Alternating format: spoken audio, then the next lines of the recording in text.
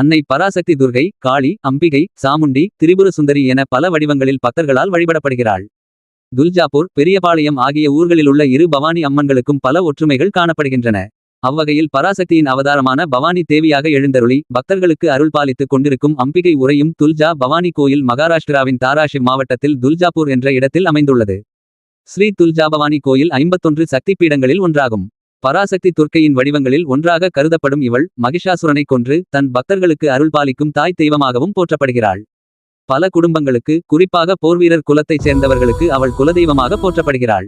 ஸ்கந்தபுராணம் போன்ற புராணங்களில் துல்ஜா பவானியின் அவதாரத்தை பற்றிய கதைகள் கூறப்பட்டுள்ளன.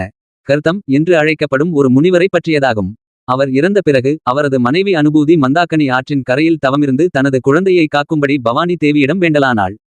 அப்போது குகுர் என்ற அரக்கன் அவளை சித்திரவதை செய்ய முயன்றான். ஆனால் அன்னை பவானி தன் பக்தையை காப்பாற்றி அரக்கனை வதம் செய்தாள். அன்று முதல் பவானி தேவி துல்ஜா பவானி என்று அழைக்கப்படுகிறாள். மராட்டிய மகாராஜா சிவாஜி ஒவ்வொரு போருக்கு முன்பும் பவானி தேவியிடம் ஆசீர்வாதம் பெற கோயிலுக்கு வருகை தருவார். பவானி தேவி இவருக்கு பவானி தல்வார் என்ற வாளை கொடுத்ததாக நம்பப்படுகிறது. பவானி தேவியின் சிலை சுயம்புவாக தோன்றியதாக கருதப்படுகிறது.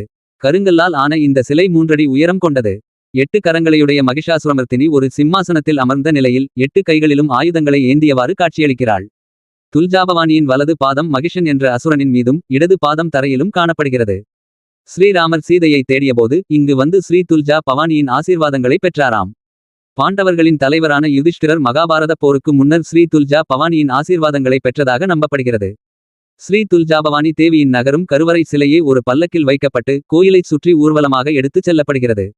வருடத்திற்கு 3 முறை பவானி அம்மனின் சிலை சிம்மாசனத்திலிருந்து நகர்த்தப்பட்டு சன்னதிக்கு வெளியே உள்ள ஆசனத்தில் வைக்கப்பட்டு வணங்கப்படுகிறது. ஜெய் பவானி.